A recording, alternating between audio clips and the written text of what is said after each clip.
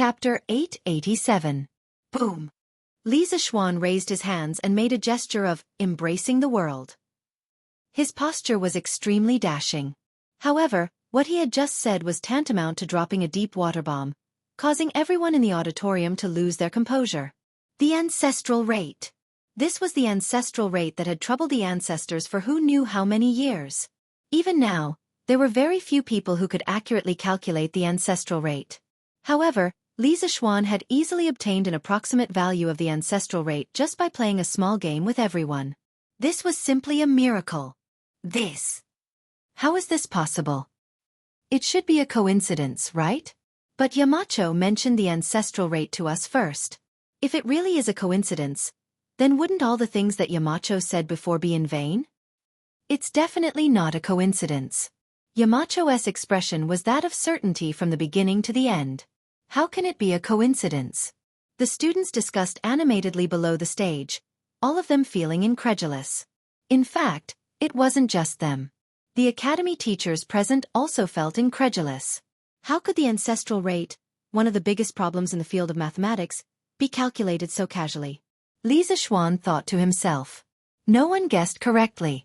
Because the answer he got was both a coincidence and not a coincidence at the same time. This experiment was the famous Buffon needle-throwing experiment in his previous life. On a day in 1777 AD, the French scientist D. Buffon invited guests to do the same experiment that Li Zixuan had done previously at home. In the end, the guests threw in a total of 2,212 needles, of which the needles intersected with parallel lines 704 times. The ratio of the total 2,212 needles to the number of intersections 704 was 3:142. He said loudly to the guests, "Gentlemen, this is the approximate value of pi." The guests were in an uproar, and there were doubts for a while. Everyone was baffled. Pi. This game has nothing to do with circles at all. The appearance of pi on such a chaotic occasion was really unexpected, but it was absolutely true. Since the problem of the needle-throwing experiment was first proposed by Mr. Buffon, it was called the Buffon problem in the history of mathematics. The general result obtained by Buffon was, if the distance between two parallel lines on the paper was d, the length of the small needle was l, and the number of times the needle was thrown in was n, so the number of times the needle intersected with the parallel lines was m. Then, when n was relatively large, it was pi is almost equal to 2ln dm. The needle length L used here was exactly half of the distance d between parallel lines, so substituting the above formula was simplified to be pi is almost equal to nm. This formula could be completely proven using the knowledge of probability and geometry, so I won't go into detail here for the time being. It was worth mentioning that later, many people followed Buffon's footsteps and used the same method to calculate the value of pi. The most amazing of them all was the Italian mathematician. In 1901, he claimed to have conducted many needle-throwing experiments. The number of needles thrown in each experiment was 3,408 times, and the average number of intersections was 1,808 times. Substituting it into the Buffon formula, he got pi is almost equal to 3:141:5929. The needle length L he used was not equal to half of the distance d between parallel lines. Compared with the accurate value of pi, the difference only appeared up to the 7th decimal point. Using such a simple method to obtain such a high precision value of pi, this was really a work of God too beautiful. If Zhu Chongji were still alive, he would be flabbergasted. However, people had always criticized Lazrani's results, but it was not unreasonable to get such a result, because it could be proved in mathematics that the fractions closest to the true value of pi, but with a smaller denominator, were sad face 22, 7 almost equals 3. 14, probability, 333. 106, is almost equal to 3. 1415, 355.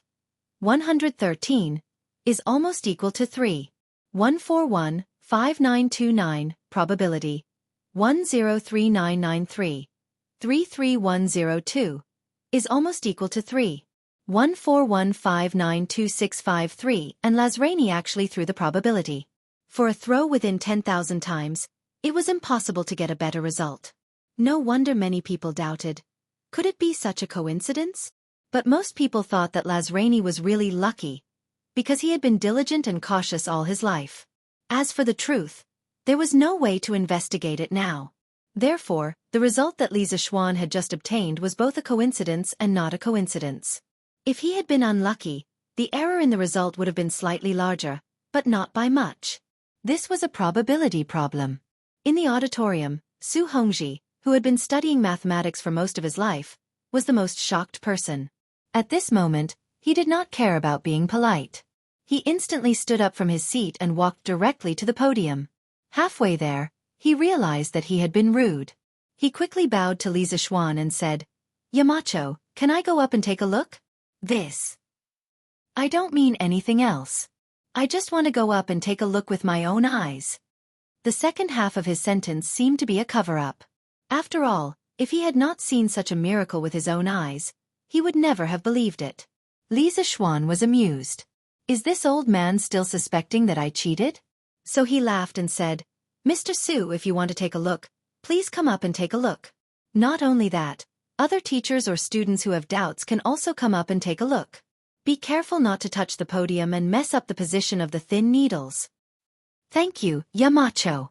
As soon as he finished speaking, a few people immediately came up from below. There were students and teachers from the academy. Li Tai was also among them. Several doubters quickly came to the podium and began to count the thin needles that fell on the parallel lines on the paper. 1, 2, 3, 225, 226, 227. There are exactly 227 thin needles on the black line. After a quarter of an hour, 4 or 5 doubters walked up to the podium and counted the numbers. They could not help but exclaim. Su Hongji was completely convinced at this moment, but he still could not understand how a simple game could be related to the ancestral rate. So he looked at Li Zixuan next to him and said excitedly, "A few years ago, my teacher had also used the circle-cutting technique to calculate the ancestral rate. However, after 3 days of calculation, only the first 4 digits after the decimal point were exactly the same as the ancestral master's calculation. Many times, if one careless miscalculation was wrong, it would lead to a complete miscalculation.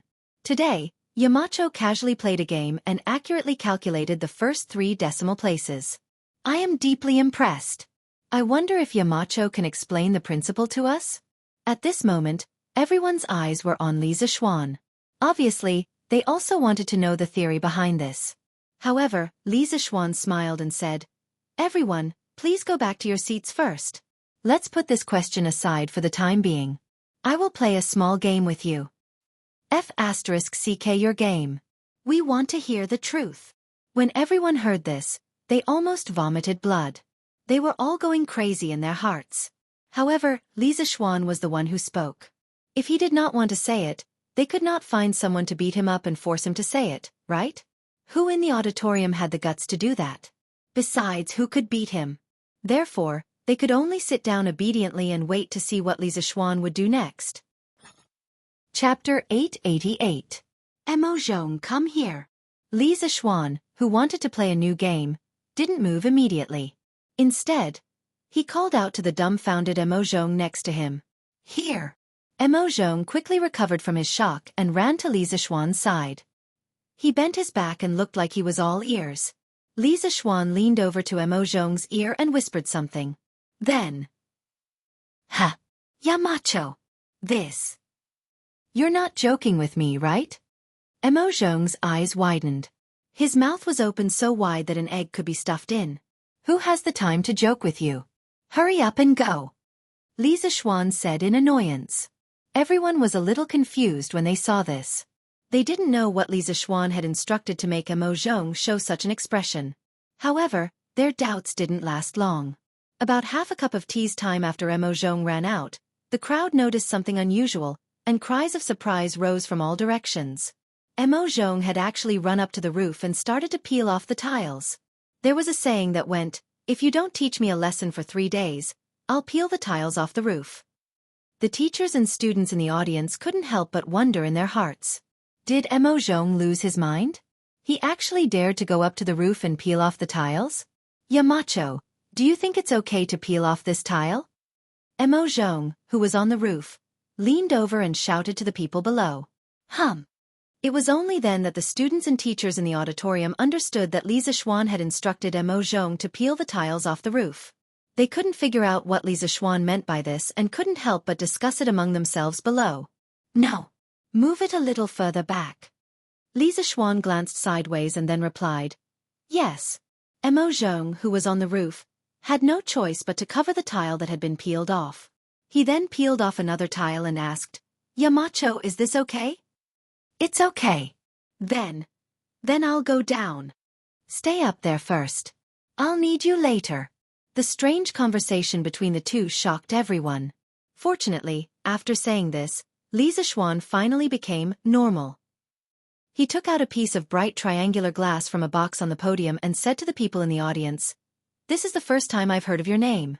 I've heard of your name before. Does anyone know what color the sun is? The Academy's first volume of physics textbooks didn't cover optics. Do you still need to ask? Of course, the sun is white. Cheng Chumo couldn't help but laugh. It's obviously red. The sun in the morning, how can it be white? Another student retorted immediately. What red? It's obviously yellow. Can't you tell the difference between red and yellow? After a while, there was an uproar. Li Zixuan coughed softly and said, okay, quiet down. There's no need to argue. Next, I'll show you what color the sun is. The students immediately quieted down. They held their breath and stared intently at the podium. Li Zixuan first set up a stand on the podium with white paper pasted between the stands, acting as a white screen. Then, he faced the sun with the triangular glass. At this time, everyone understood why Mo Zhong went to the roof to remove the tiles.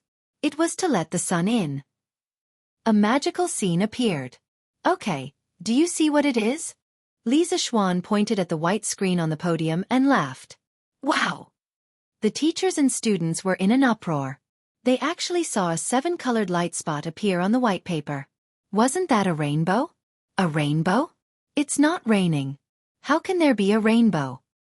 Yes. It's still sunny today. It's a miracle. Yamacho can actually create a rainbow? No. Yamacho must be trying to tell us that the sun is 7-colored. How is that possible? Why is the sun white when I see it? What white? It's obviously yellow. It's red. The students were amazed for a while. Then, a few of them began to argue again. Li Zixuan said, quiet down. Through this little game, I want to tell you that many times, what you see with your own eyes may not be true. Take sunlight for example. Some of you think it's white, red, yellow, or even transparent. But what about the truth? He was a mixture of 7 different colors. Another example. Have you ever thought about what kind of substance light is? Is it as illusory as sound, or is it like the rice and flour that we eat? Is it a substance that exists? When everyone heard this, they all fell into deep thought. After a while, a skinny student stood up and asked, my name is Li Yan. I'm Yamacho. What is light? Li Yan, this is Li Chuanfeng's son. Li Zixuan's heart skipped a beat. He had seen Li Yan on the entrance exams report card and knew that this kid was Li Chuanfeng's son. However, this was the first time he had met Li Yan. But, that's a good question. But let's put this question aside for now. Next, I'll play a little game with you. It was Li Zixuan who revealed a mysterious smile again, and then said with a cheap tone, Li Yan. Even as a Taoist, Li Yan, who had been cultivating his body and mind for many years, could not help but jump up and down at this moment. He opened his mouth, wanting to curse, but after thinking about it, he sat back down. If he was like this, the rest of the students would be even worse.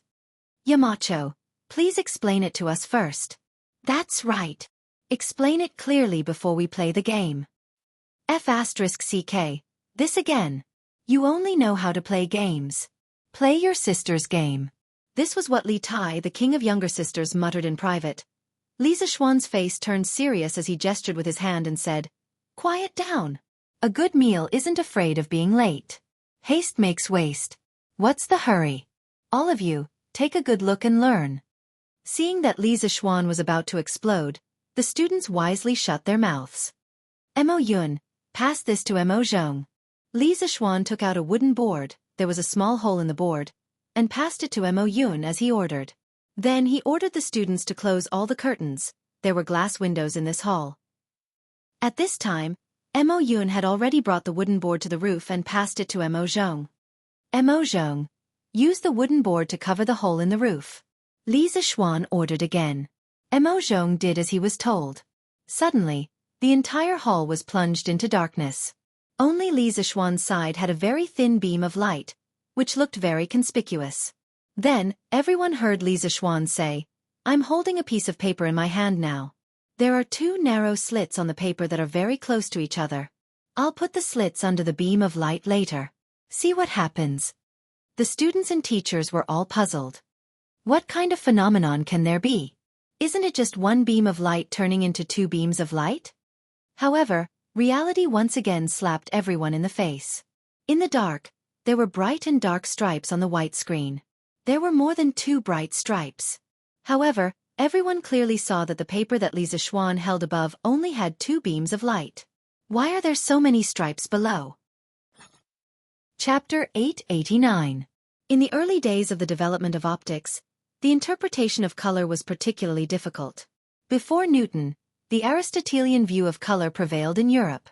Aristotle believed that color was not an objective property of an object, but a subjective perception. The formation of all colors was the result of the proportional mixing of light and darkness, white and black.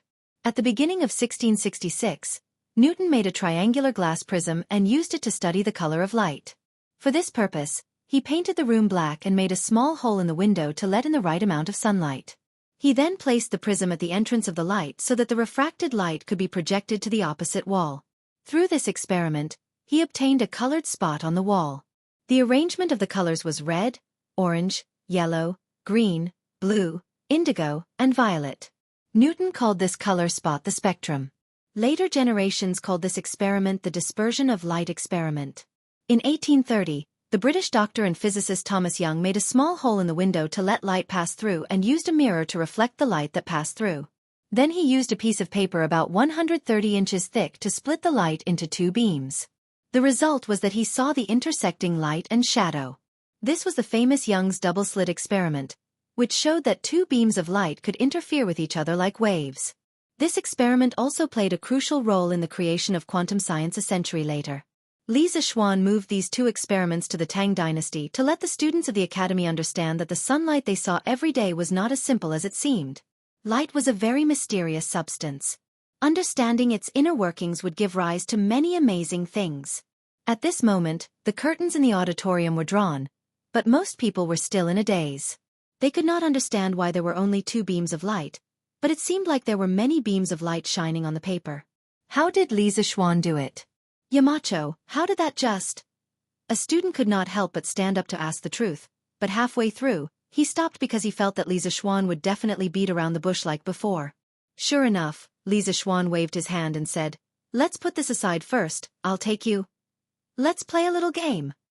Before the last few words could be said, all the teachers and students in the audience had already helped Li Zixuan say it in unison. Moreover, their voices were so loud and so angry that Li Zixuan, who was on the podium, could only feel a strong sense of resentment rushing towards him. Ahem. So you all knew.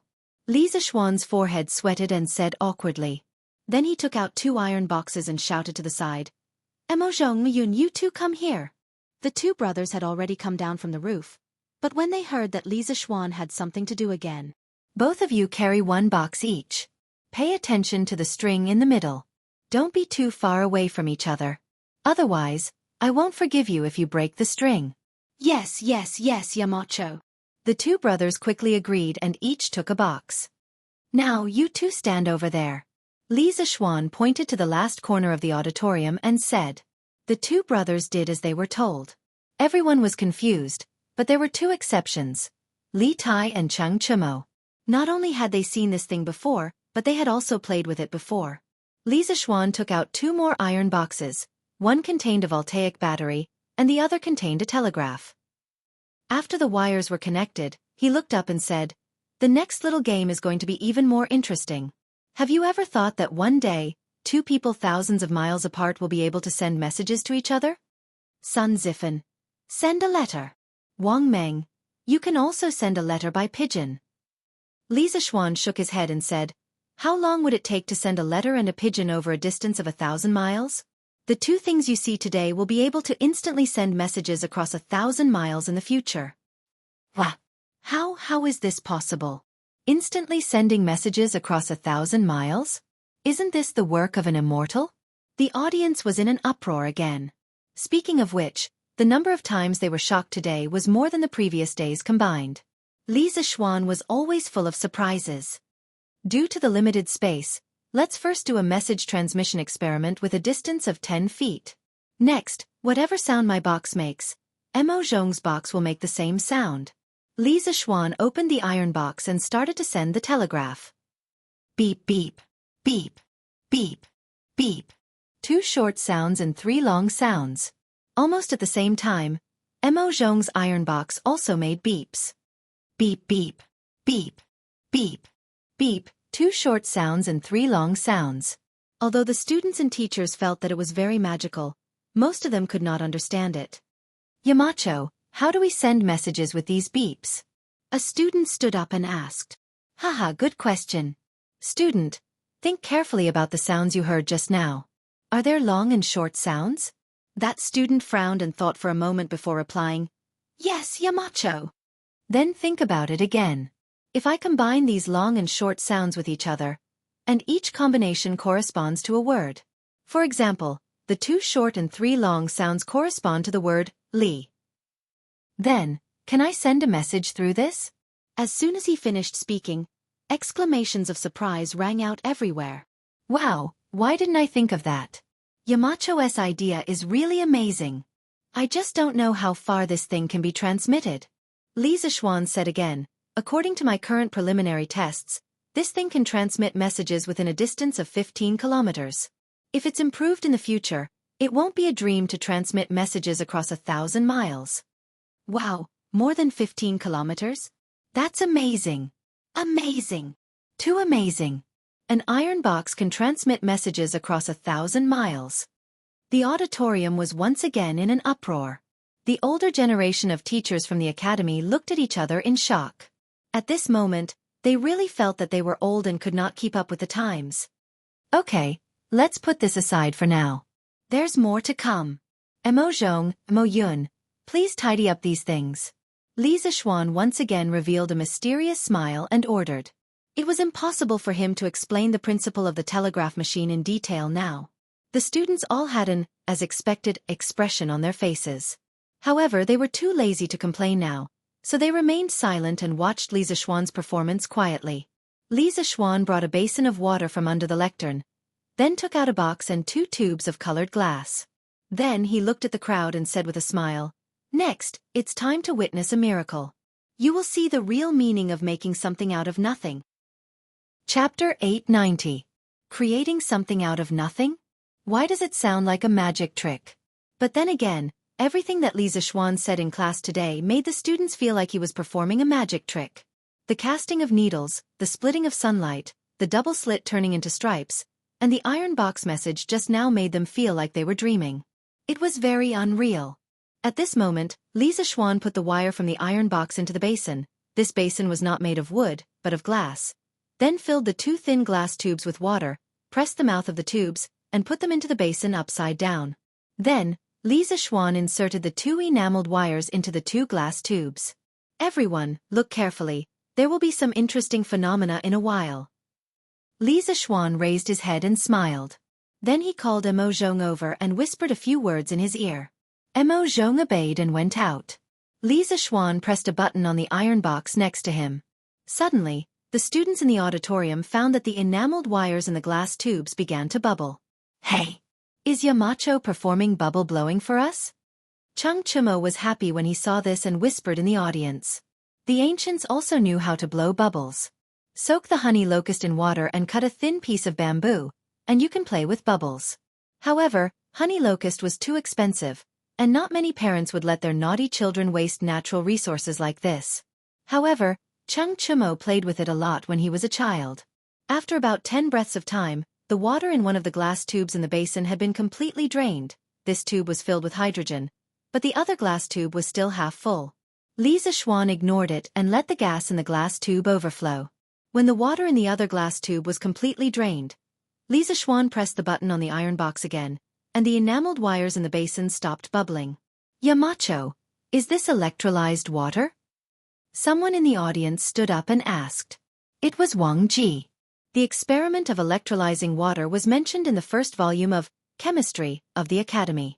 However, he had only read the description in the book and had never seen a real person demonstrating it.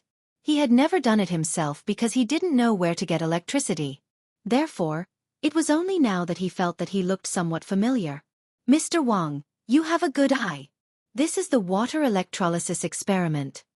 Li Zishuan praised, and then said to the students, the gas in the 2 glass tubes in my hand was formed by the water I just used. It's different from the air you breathe every day. Tisk, what's the difference? The students shook their heads in disbelief. In their eyes, the 2 glass tubes in Li Zishuan's hands were colorless. Weren't they just filled with air? What was so strange about it?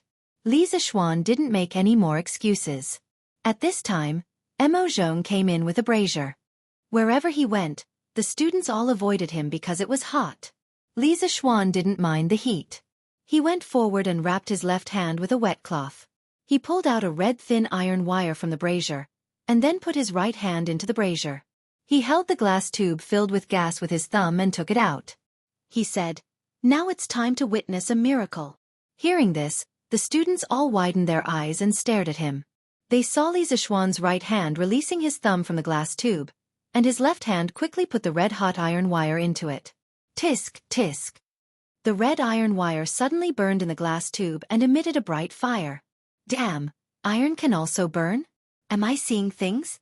Cheng Chumo shouted. The other students were also shocked and felt that it was incredible. After the fire went out, Li Zishuan smiled a little mischievously, and then took out the other glass tube. His left hand took the small burning wooden stick from Mo Zhong. The students didn't know what was going on, but the teachers of the Academy's chemistry department all buried their heads and covered their ears. Boom!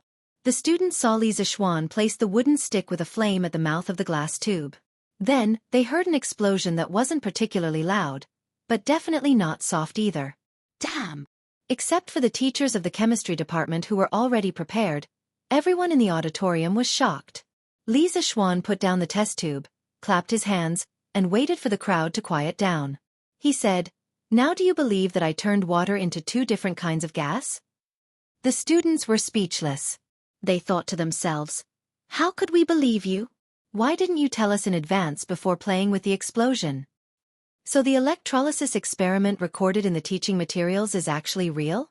This old man is convinced. Yamacho is really a genius. Wang Ji said with emotion. Li Zishuan smiled and said, Mr. Wang, you flatter me. Then he gave Mo Zhong a look, and the latter quickly nodded and turned to go out. A moment later, Mo Zhong moved in something half the height of a person, covered with a red cloth. Mo Zhong moved this big treasure to the podium and left.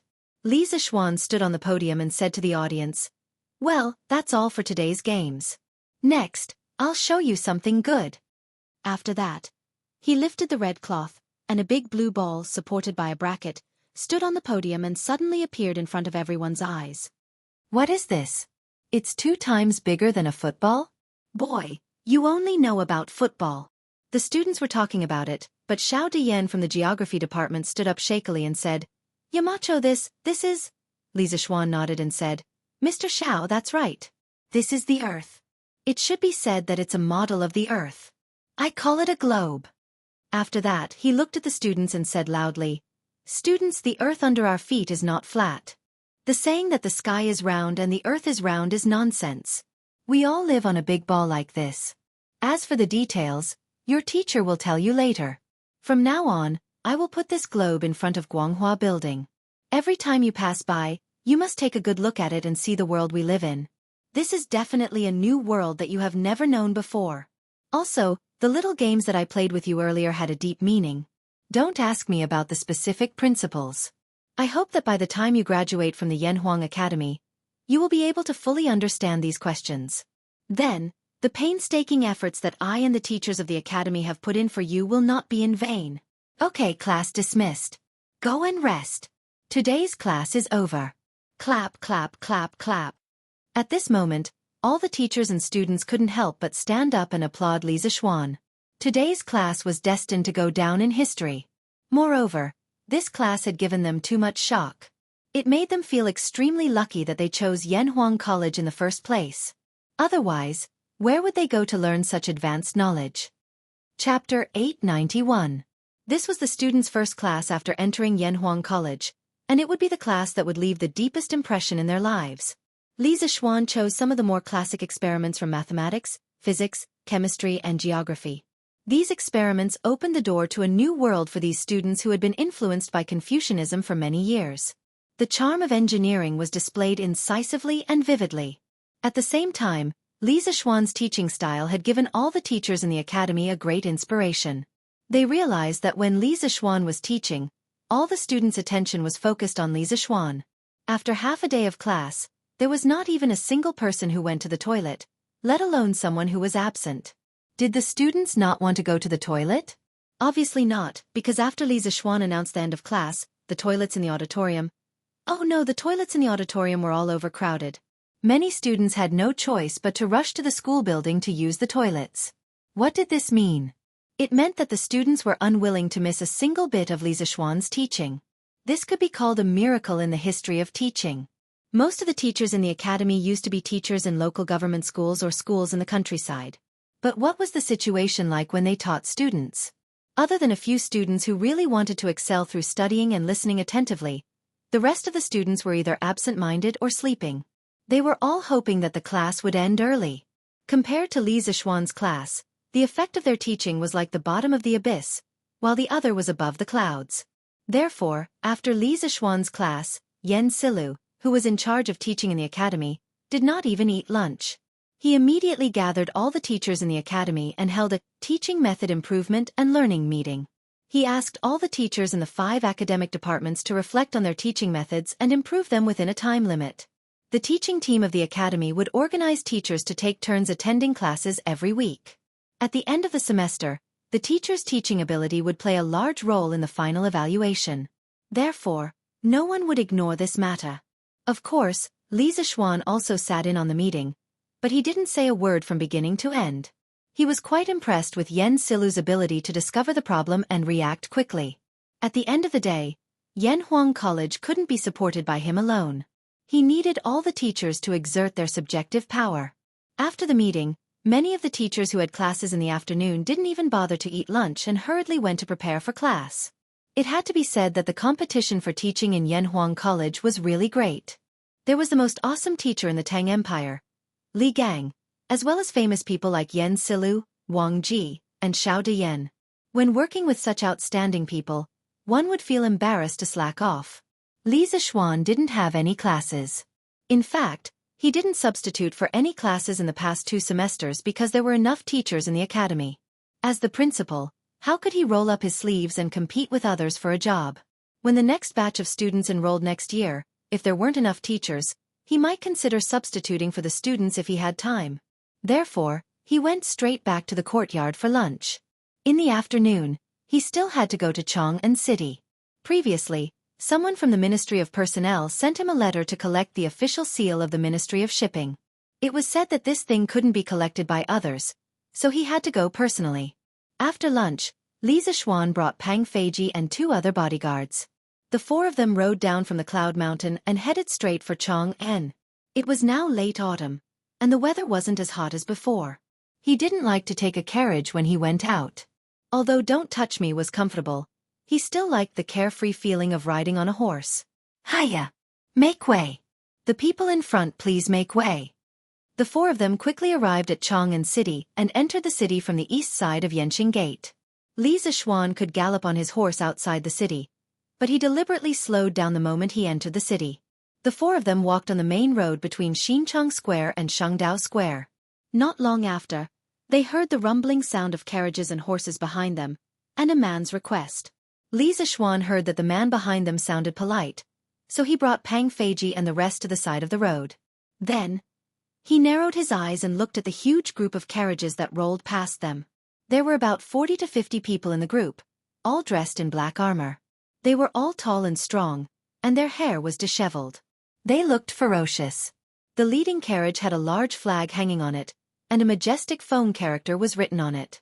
The caravan whizzed past, and in the blink of an eye, it had left Li Zixuan and the others far behind. Feng? Is there a family of generals with the surname Feng near Chang'an City? Li Zixuan looked in the direction where the carriages disappeared and asked softly. Pang Feiji thought for a moment and answered, Marquis, although there are generals with the surname Feng in the family of generals, I have seen most of them before. From the way they are dressed, they don't seem to be from around Chang'an City, and they are not even from the Central Plains. Li Zixuan raised his eyebrows. Not from the Central Plains? Then why was there such a big group of people traveling? Since he was not in a hurry to go to the Ministry of Personnel, he ordered, Feiji, go to the city gate and ask around. Find out where these people are from. Yes. Pang Feiji accepted the order and rode his horse towards Yanqing Gate, which they had just passed by. After about the time it took to brew a cup of tea, he turned around and returned. Marquis, I have just asked the general at the city gate. The group of people just now came from Lingnan. It is said that Duke Gung of Lingnan sent his second son to meet His Majesty. The person in the leading carriage should be Duke Gung's second son, Feng Zhidai. Pang Feiji cupped his fists and answered. Duke Gung? Who is Duke Gung? Li Zixuan frowned and asked. He had heard of the few dukes in Tang Dynasty, but he had never heard of one called Duke Gung. Pang Feiji was sweating. He looked around and explained to Li Zixuan softly, Marquis, Duke Gung is the chief of Lingnan, Feng Ong. Feng Ong, chief of Lingnan. Li Zixuan muttered and suddenly realized. His expression changed slightly and he asked softly, Do you know why Feng Ong sent his son to Chang'an? Although Pang Feiji was no longer working in the Wu Ho government, he still frequently looked for his former colleagues to drink. Thus, he was still relatively well informed. He looked around, then went to Li Zixuan's side and whispered, Marquis, in April this year, the provincial governors of Lingnan accused the chief of Gaozhou, Feng Ong, of gathering troops to rebel. Duke Gung must be sending his son to the court to show his loyalty to His Majesty? Chapter 892. At the beginning of the new year, Feng Ong was fighting with Tan Dian and hadn't entered the court for a long time. The various prefectures reported Feng Ang's rebellion more than 10 times. Li Er planned to send the general of the Right Guards, Lin Mu, and the others to the Jiang and Ling provinces to suppress him. Wei Zhang advised, the Central Plains has just been pacified. Lingnan is far away and the terrain is dangerous. There is miasma and plagues, so we can't station a large army there. Also, Feng Ang's rebellion hasn't formed yet, so it's not good to mobilize a large army. Li Er said, there is an endless stream of people reporting Feng Ang's rebellion. How can you say that the rebellion hasn't formed yet? Wei Zhang replied, if Feng Ong rebelled, he would have split up his troops to occupy the strategic areas and attack the neighboring provinces. It's been a few years since he's been reported, but the Feng troops haven't left the country yet. There are no signs of rebellion. The various prefectures already suspect that the Feng family is rebelling, but His Majesty hasn't sent an envoy to appease them. The Feng family is afraid of death, so they don't dare to come to the court. If His Majesty sends an envoy to show his sincerity, the Feng family will be happy to avoid trouble. This way, they won't have to use the army to make him obedient. Thus, Li Er ordered the troops to withdraw. At the same time, he sent Wei Shushuan and Li Gongyan to Lingnan to express their condolences to Feng Ong. At the end of the 10th month, as Wei Zhang expected, Feng Ong sent his second son to the capital to show his loyalty. In essence, he used his second son as a hostage to express his intention to surrender. After asking about the cause and effect of the incident, Li Zixuan mounted his horse and slowly moved forward. He fell into deep thought. Li Zixuan, who had read a few transmigrating Tang novels in his previous life, knew a little about Feng Ong. This person was the undisputed king of Lingnan. The so-called Lingnan referred to the 5 ridges, Yueqing Ridge, Dupong Ridge, Mengzhu Ridge, Qitian Ridge, and Dayu Ridge in southern China. It included all of modern Guangdong, most of Guangxi, southeastern Yunnan, and northern Vietnam. Feng Ang's father used to be the governor of Gaozhou. At first, he used his ancestors' merits to become the county magistrate of Song Kong. In the second year of Runshou's second year, Chao, Chang, and the other provinces rebelled. At that time, Feng Ong personally went to the capital to ask for an imperial decree. Emperor Wen summoned his left servant Yang Su to discuss the enemy's situation with him. Feng Ang's analysis was clear and logical. Yang Su was very surprised. Thus, He ordered Feng Yi to lead the Jiangling troops on a crusade. After the rebellion was quelled, he was given the title of Golden Purple Guanglu Daifu and Hanyang Prefect. In the 7th year of Dai, Feng Ang followed Emperor Yang to Liaodong and was later promoted to general of the left Wu Wei. In the 2nd year of Yi Ning, the Sui dynasty was destroyed. Feng Ang and his second son, Feng Zhidai, fled back to Lingnan. They gathered the chiefs of the various tribes and had 50,000 soldiers to guard the land and prevent chaos.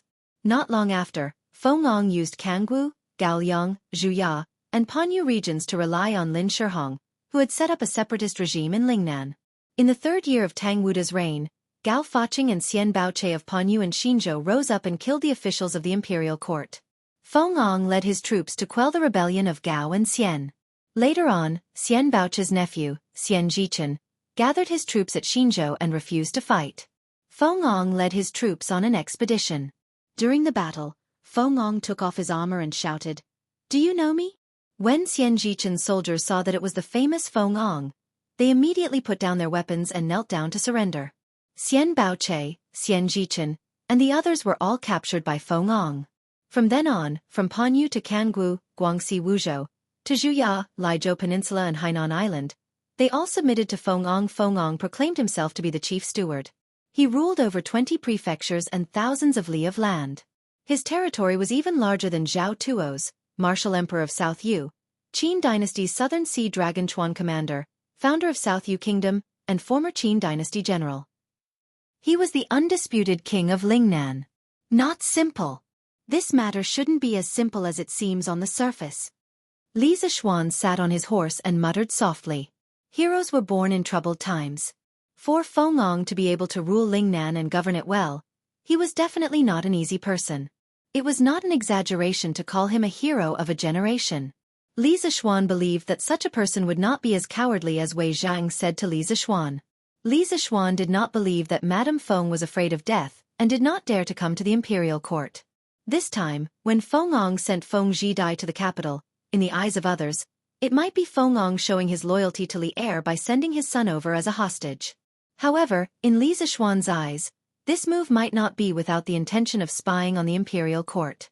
Li Zishuan had always disdained those who sent their sons to the capital as hostages to show their loyalty. A few hundred years later, Zhu Di sent his sons to Jinling as hostages to the Jiangwen emperor.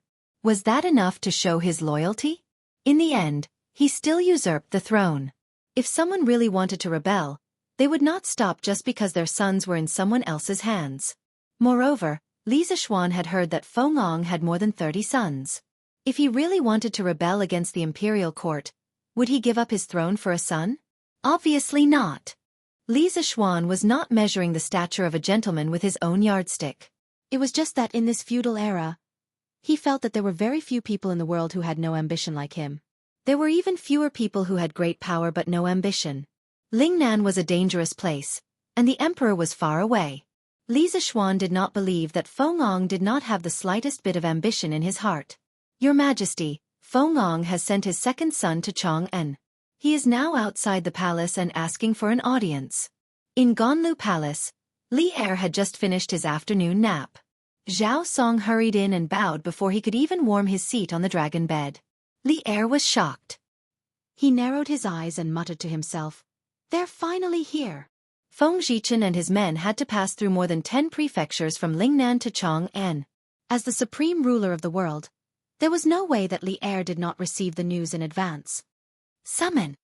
After a few breaths, Li Er came back to his senses and ordered, "Yes, Your Majesty." After a while, a bronze-skinned, tall, and strong young man walked in. Although he was tall and strong, his clothes and hair accessories made him look like a Han Chinese scholar. Apart from being bold and strong, there was also a hint of elegance. "Your subject, Feng Zhichen, pays his respects to Your Majesty." The young man walked up to Li Er, bowed deeply, and said respectfully. Li Er looked at Feng Zhichen for a while before smiling. "At ease. Tianxi must be tired from the journey. Why don't you rest at the inn for a few days before coming to see me?" Feng Zhichen, courtesy name Tianxi, courtesy name Fu Yuan.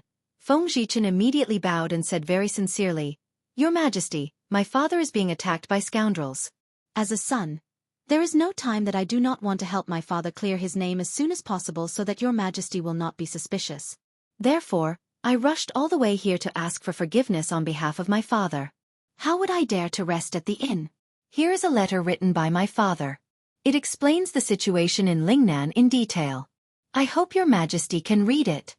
At this point, Feng Zhichen took out a painted letter from his sleeve and raised it above his head with both hands in a very respectful manner. Chapter 893. In the Ganlu Palace. Zhao Song took the letter from Feng Zhidai and used his internal energy to check it. After confirming that there was no problem, he handed it to Li Er. Li Er opened the envelope, calmed himself down, and began to read it carefully. The palace fell into silence. Even the sound of a pin dropping could be heard. Half an hour later, Li Er put down the letter and raised his head to look at Feng Zhidai. With a kind smile he said, "I've finished reading Duke Geng's letter. As for the matter of the provinces accusing your father, I'll have someone investigate it thoroughly and give your family an explanation." In fact, the content of the letter was not important. It was enough that Feng Ong was willing to send his son to Chang'an to show his loyalty. The rumors of rebellion would be dispelled. Feng Zhidai cupped his hands and said, "Thank you for trusting my father, your majesty." Li Er waved his hand and smiled. High Duke Geng is loyal to the country. He guarded Lingnan for many years and made hundreds of thousands of people in Lingnan live in peace. His contributions cannot go unnoticed. I'll remember all these. Tianxi, you must be tired from your long journey. Go to the post house and have a good rest. I'll arrange a position for you tomorrow morning.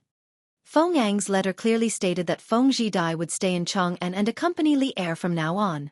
Feng Zhidai did not show any surprise. Obviously, he already knew about Feng Yang's arrangement. He quickly cupped his hands and said, "Thank you for your concern, your majesty. I'll take my leave."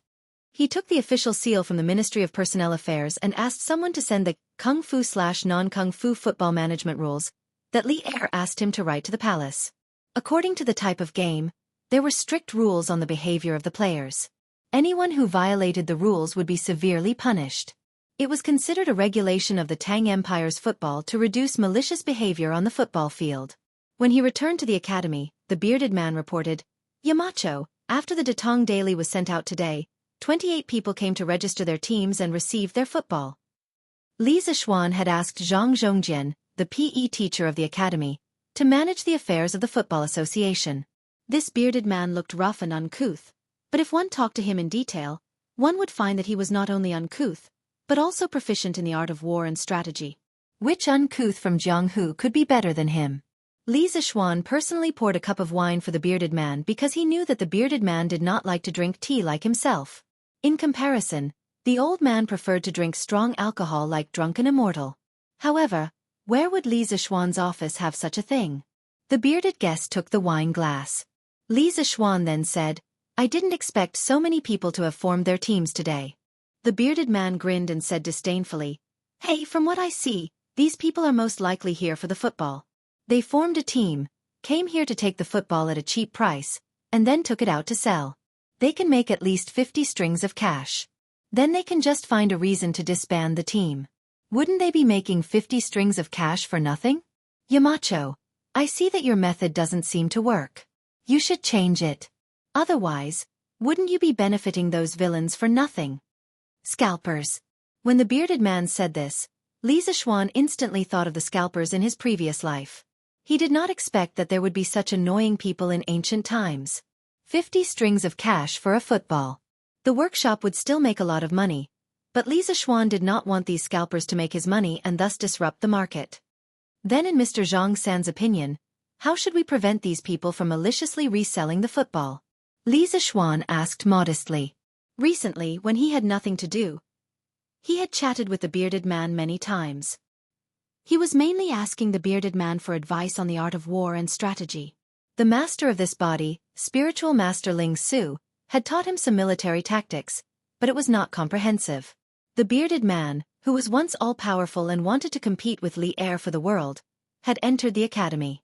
Of course, he had to seize the opportunity to get some useful information from the bearded man. Although he did not intend to go to the battlefield, who knew what would happen in the future? One must know that in the face of war, the role of individual bravery was very limited. Even if he became a great grandmaster, he could not rely on his own ability to determine the outcome of a war. Besides, there was no harm in learning more skills. There was no harm in learning more skills. Of course, it was not only him who learned from the bearded man. As a person of two lives, spiritual master Ling Su had also taught him some military tactics in this life. Sometimes, the bearded man felt that his views had benefited a lot. Therefore, the bearded man was usually very willing to ask Li Zishuan for advice on the art of war. At this moment, when he heard Li Zishuan's question, the bearded man seemed to have been prepared. He answered without thinking, "In my opinion, Yamacho, you should add a clause to the original notice. Any team that comes here to register and collect the football must ensure that the team has been maintained for more than a year. If there is a violation, the Football Association will cooperate with the government to pursue the responsibility." Li Zishuan raised his eyebrows and said, "Cooperate with the government? Mr. Zhang-san, we have no way to mobilize the government." The bearded man chuckled and said, "Yamacho, His Majesty personally issued a decree for the Football Association to manage all the affairs of the Tang Empire. The local government naturally has the responsibility to cooperate. Even if they don't cooperate, with Yamacho's current imperial favor, it is easy for you to go to the palace and ask for an imperial edict. Besides, I don't think that the government will deliberately offend you for such a small matter." After that, he rolled his eyes and said in a low voice, "Since ancient times, the people have been afraid of the government. We can scare away most of the businessmen who want to speculate by just saying that. The deterrent power of this notice is greater than its meaning." Li Zishuan suddenly understood. He secretly thought that this old man was indeed full of guts. A small notice could make him play psychological warfare. It was a waste of his talent to be a pirate at sea. "Mr. Zhang-san is very talented. This junior admires you. In a while, I will have someone modify the original notice according to your meaning." Li Zishuan cupped his hands and said politely, "Haha, Yamacho, you flatter me. This is just a small trick. Besides, the people who came to pick up the football are not purely speculating. I reckon that there are many who sincerely want to start a football team. After all, Yamacho, this football you made is really interesting. A few of my little bastards came to me today to ask for a football to play with, but I kicked them away." The bearded man stroked his beard and laughed. "Mr. Zhang-san, you don't have to be like this. If your brothers want to play football, you can just give them a few. It's not worth much." Li Zishuan persuaded. The bearded man waved his hand and said resentfully, "I can't give it to you, I can't give it to you." When these little bastards heard that I was going to be a teacher at the academy, they almost wanted to slit their own throats. They felt that I had embarrassed them, and now they want to ask me for a football? No way. Chapter 894. Back then, the bearded man had agreed to Li Zishuan's request to stay in the academy as a private individual. So he was the only one who stayed in the academy.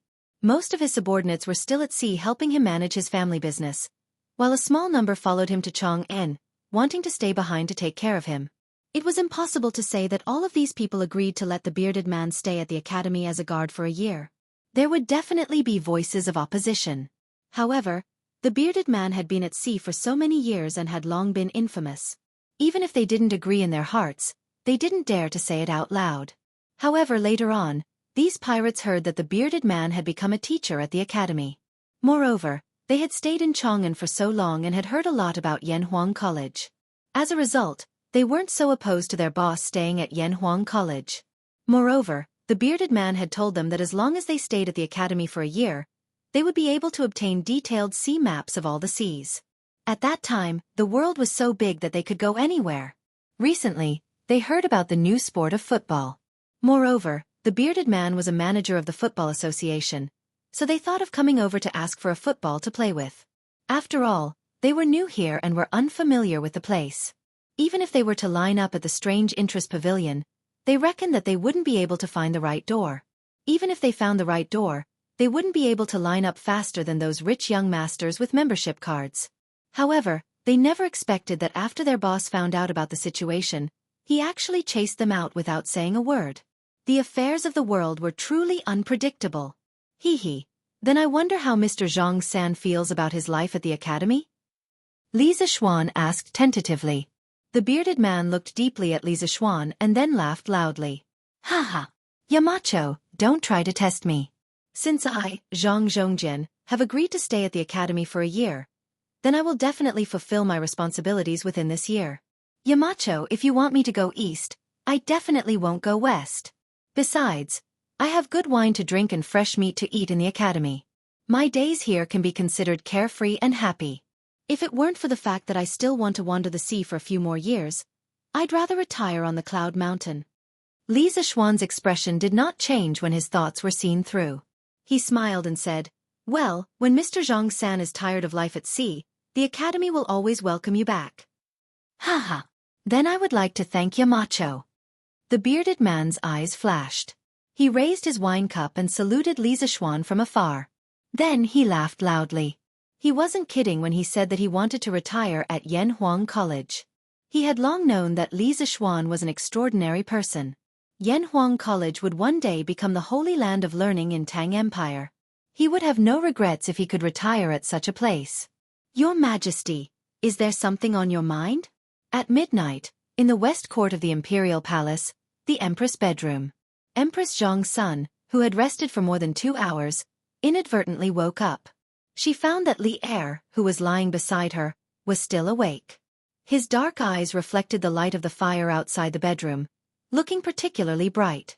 She was moved and asked aloud, "Maid Guanyin, why are you awake now? Is it because I—" "No, Your Majesty. I woke up by myself." Empress Zhang's son hurriedly explained without waiting for Li Er to finish. Li Er leaned against the headboard and sighed faintly. After a while he said, "Today, Feng sent his son to the capital. I met his son in the afternoon. Like father like son." Empress Zhang's son was also a quick-witted person. She thought about it and understood what Li Er was worried about, so she said, "Your Majesty, are you worried about Lingnan? But since Feng is willing to send his son to the capital, it means that he has no disloyalty to Your Majesty. Why are you still worried?" Li Er shook his head and said in a dull voice, "Feng would rather send his most valued son to Chang'an as a hostage than to personally come to Chang'an to see me. I feel uneasy. Just because he is a hostage doesn't mean that he has no ambition. In the past, Qin Shi Huang's father Qin Zhuangxiang, Qin Shi Huang's great-grandfather Qin Zhaoxiang, and Yan Crown Prince Dan of the Warring States period were all hostages. But what happened later proved that all of them were ambitious people. It's really hard to guess what Feng is thinking." Empress Zhang's son was silent for a while and then comforted, "Your Majesty, why are you so worried? At present, my great Tang's treasury is abundant, and we have produced many talented people. We also have no shortage of brave and skilled generals. Even if Feng is disloyal and decides to take the risk, this servant is confident that he is no match for the imperial court. Your Highness should relax and rest early." Li Er nodded and praised, "Maid Guanyin is right. I only hope that Feng can understand the current situation. Otherwise, the Tang Empire will fall into serious internal friction." The next day, a piece of news in Datong Daily once again caused an uproar in Chang'an. It was Ma Zhou who sorted out the content of Li Zishuan's class yesterday morning. After Li Zishuan approved it, it was published on the front page of Datong Daily. The title was, "Engineering New World." What? How could a small needle-throwing game calculate the approximate value of the ancestral rate? How is that possible? That's right. That's the ancestral rate. How can it be calculated so easily? The newspaper must be bragging. Yes, it's bragging. Hey, that's not right, is it? If you don't believe it, you can follow what the newspaper said and do it yourself. You didn't even do it yourself. What right do you have to say that the newspaper is bragging? That's right. If you don't believe it, you can find a few hundred people to do an experiment. Humph. Let's do it. When I return to the Imperial College, I will gather my classmates to do a needle game for you to see. After saying that, this person left with his companions. TSK, so it's from the Imperial College. When the Duke of Yong'an was teaching at the Imperial College, it was really lively there. What a pity. Now, our Hongwen Library is still using the blackboard chalk invented by the Duke of Yong'an. Sigh, we still use the Dictionary of Tang Dynasty compiled by the Duke of Yong'an. Many people reminisced about the time when Li Zishuan was teaching at the Imperial College. Hey, look, this news isn't over yet. The Duke of Yong, and can create rainbows? There's even a metal box to send messages? The Duke of Yong, and said that this thing can allow two people thousands of miles apart to communicate. Hiss. That's too magical. The Duke of Yong, and can even turn water into two types of gas. One can make iron burn, and the other can explode upon contact with fire. This is like magic. This piece of news, engineering, a new world, really brought everyone into a new world. The influence of engineering once again spread. Chapter 895. When the news from the Tang Daily reached the Imperial College, it caused another uproar, especially in the School of Mathematics, which caused an unprecedented shock. Li Zixuan had resigned in anger. Not only did he take all the students from the School of Mathematics, but he also poached the original teacher, Su Hongji. The School of Mathematics was once in an awkward situation where there were no teachers or students. Left with no choice, Kong Yingda personally came forward and invited the retired professor of mathematics, Lu Hongyuan, Su Hongji's mentor, to come out of seclusion once again. He also selected a group of students from the various prefectures to fill in the gaps. After all, the majority of students were still willing to go to the Imperial College these days. Although Yanhuang Academy was very famous now, its reputation among the people was still not as good as the Imperial College, the #1 official school of the Tang Empire. It was worth mentioning that the enrollment scale of the School of Mathematics this time was about 2 times larger than before. A total of 71 students were recruited. It was as if they wanted to compete with Yanhuang College in the field of mathematics. Other than the increase in students, Kong Yingda also hired 3 teaching assistants to help Lu Hongyuan teach the School of Mathematics. Therefore, the School of Mathematics was now more than 1 level higher than before in terms of both the number of students and the number of teachers. Inside the School of Mathematics. Hey, did you hear? The Marquis of Yong, and made a simple needle-throwing game and was able to calculate the approximate value of the ancestral rate. It's amazing. I saw the newspaper, but I think it must be a coincidence. After all, whether the needle is thrown or not depends on luck. He was able to get such a result because of luck. I also think it's a coincidence. If he did it again, the result would definitely be different. I don't think so. Since the Marquis of Yong dared to announce this experiment on Datong Daily, he must be prepared to be questioned. This means that this experiment can be questioned. Speaking of which, why isn't Mr. Liu here yet? In the past, he would have already arrived at this time. Mr. Liu is here. Mr. Liu is here. Just as the students were discussing, an old man in white clothes made of rough cloth came in. Together with his white hair, he looked inexplicably weathered. There were 3 middle-aged scholars following behind the old man. They all deliberately stayed half a step behind the old man to show their respect. The classroom, which had been noisy just now, suddenly became quiet. Haha. This old man heard you all talking about the needle experiment in the newspaper just now. Presumably, you all want to know whether the results in the newspaper are a coincidence or not, right? The old man stood on the podium and chuckled as he looked at the students below. This old man was Lu Hongyuan. He had already reached the age where he could enjoy the rest of his life, but he was invited back. He had stayed in the Imperial College for more than 10 years, so he was still reluctant to leave this place. No students responded. After being in the Imperial College for so long, they all knew that the majority of the teachers in the Imperial College did not like students discussing matters related to Li Zixuan. This was already an unspoken fact. Although they couldn't make a sound, the students' eyes were all shining as they looked at Lu Hongyuan. Lu Hongyuan did not have any prejudice against Li Zixuan. On the contrary, he had bought a copy of Li Zixuan's new mathematics textbook and studied it.